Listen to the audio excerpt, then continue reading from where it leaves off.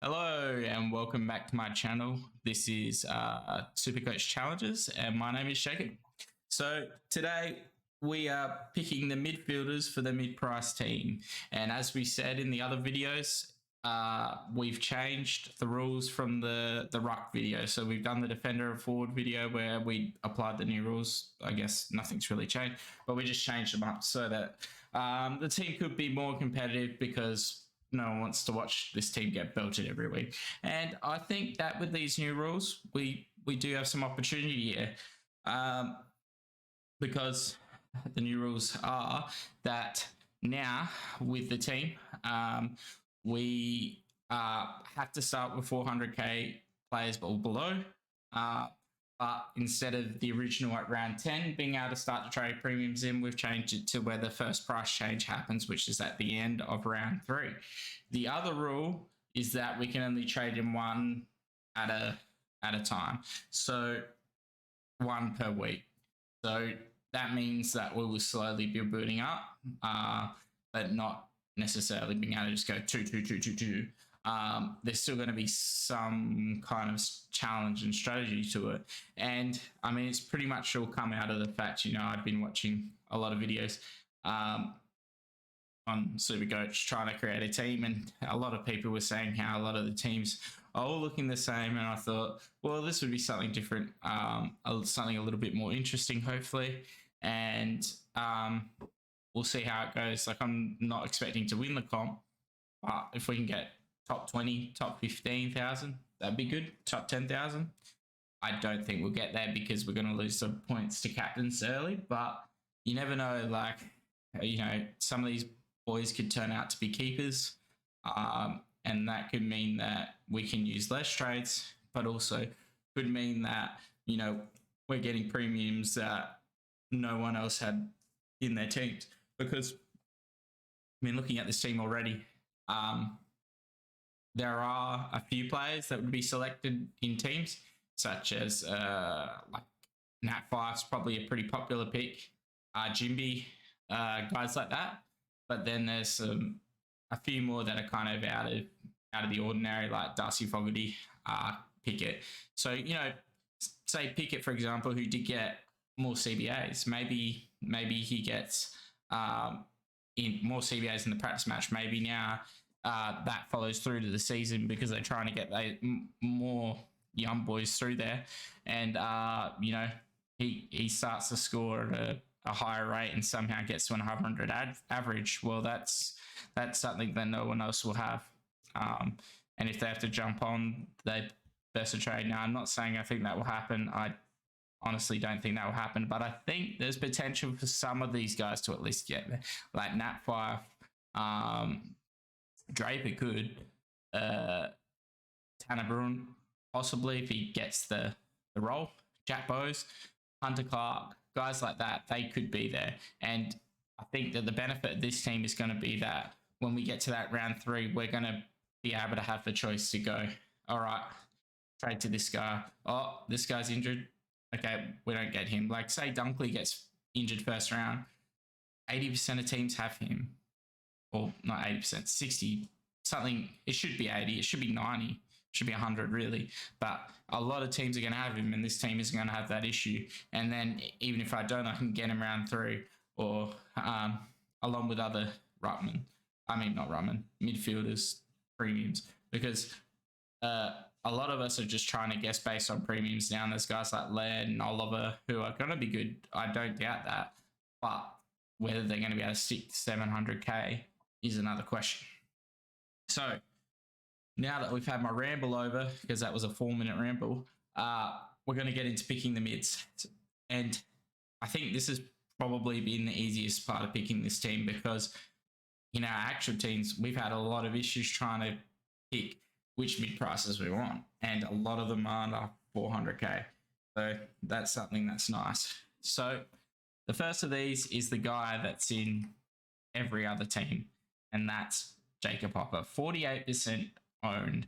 And the reason why he's 48% owned is because this guy was able to average around 80 to 90 in a team where he wasn't even getting a heap of midfield time. And now he's moved to Richmond, and they've kind of got a little bit of a changing of the guard going in their midfield.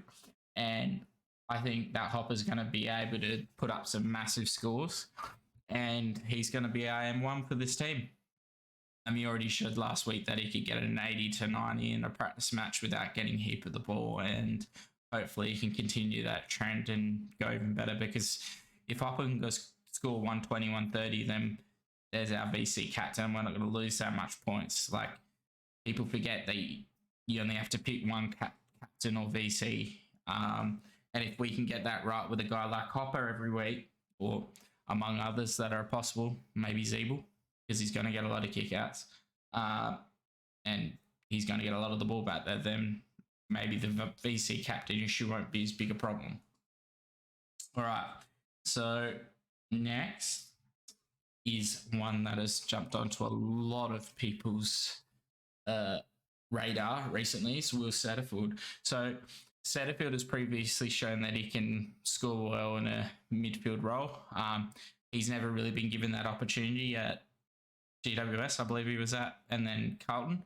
Now moving into Essendon, they have Parrish, they have Merritt, and it looks like Setterfield could be that third piece, that guy who's a mainstay in their midfield and a guy who can score large.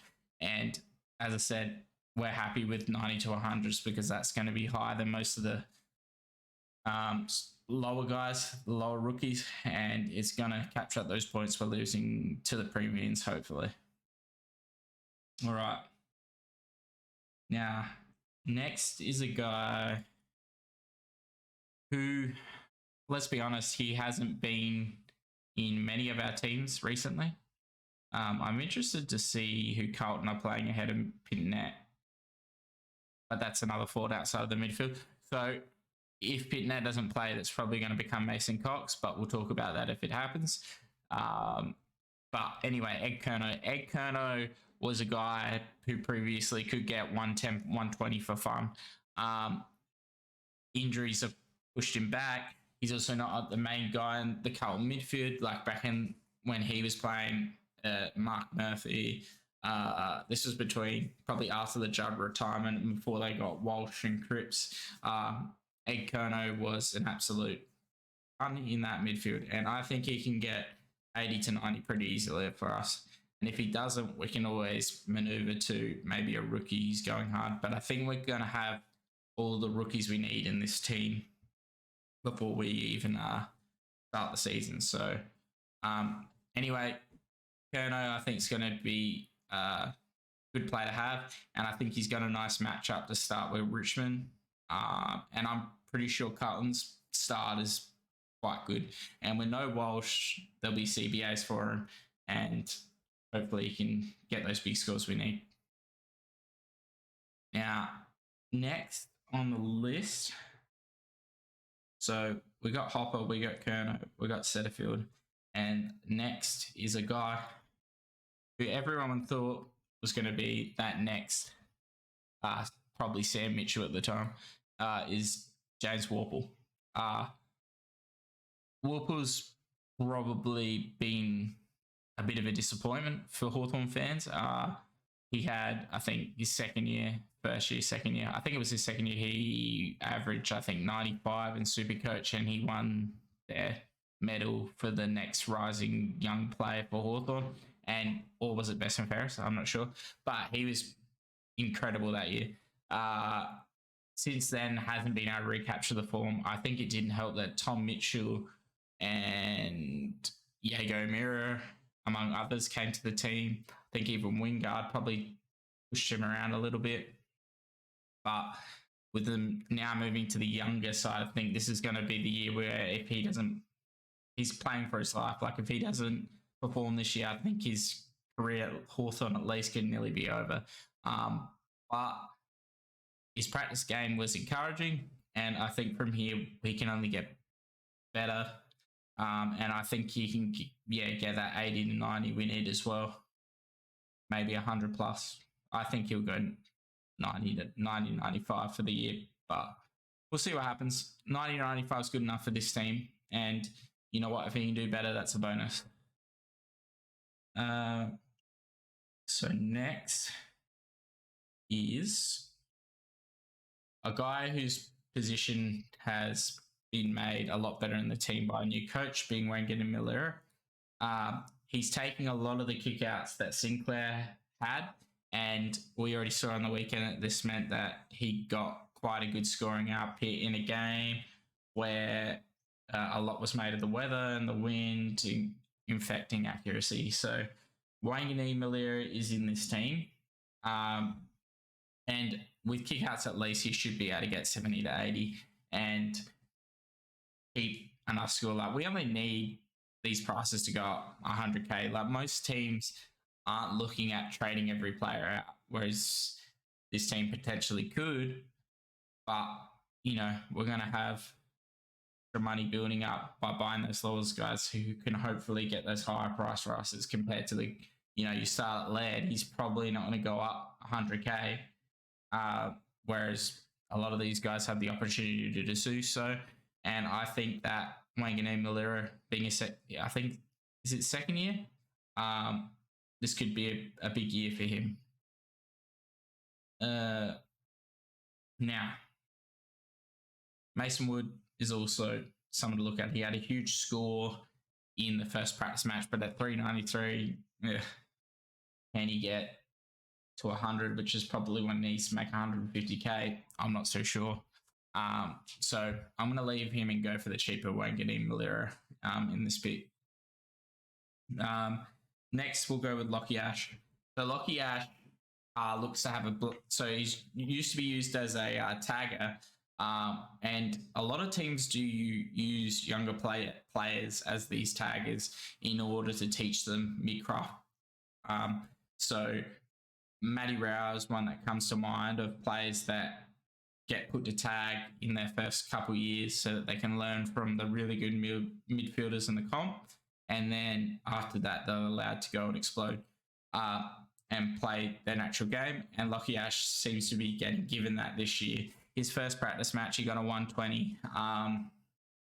And he looks to be getting that back flank. It looks like they're moving him off the tag and they're looking to move another player into that. Maybe a guy like Connor Stone could be possibly, if he gets a game.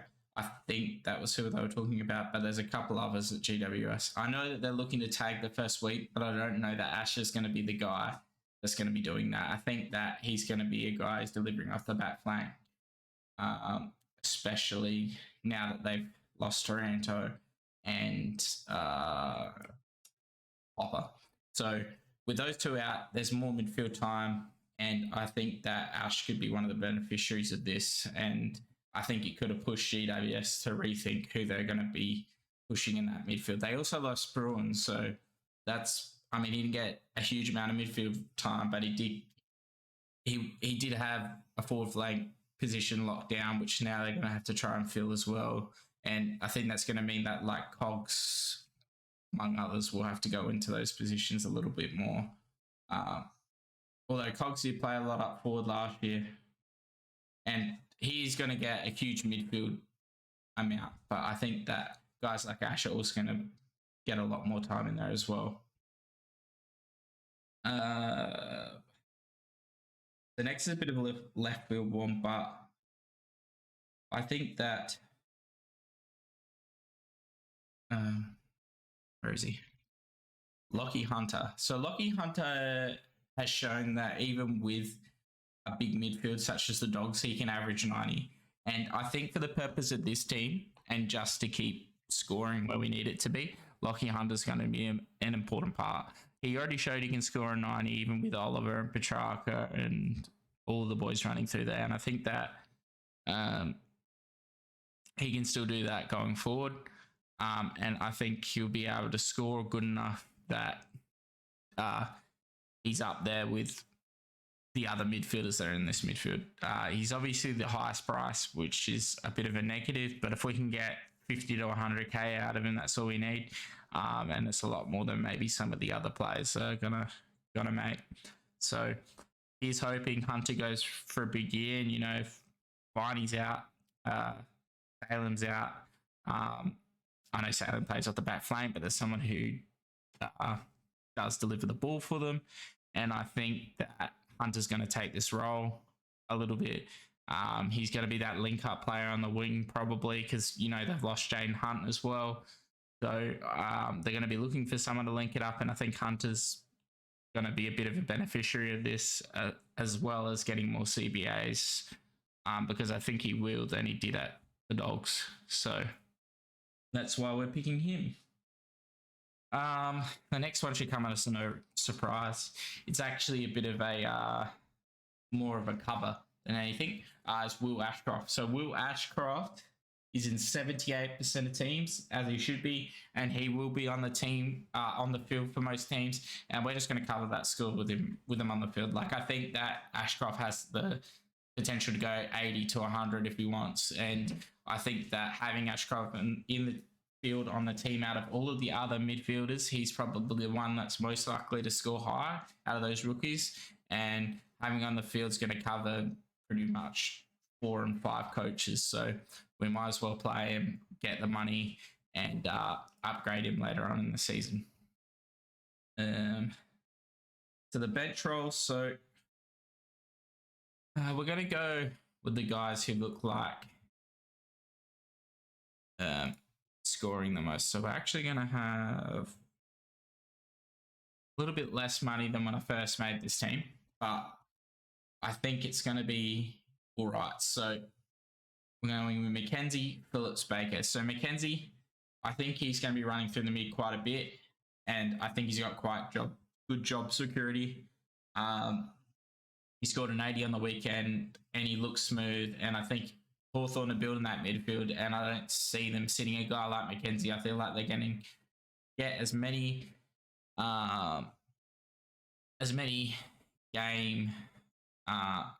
game time as they can into him, and I think that's just going to be great for his scoring and great for his price.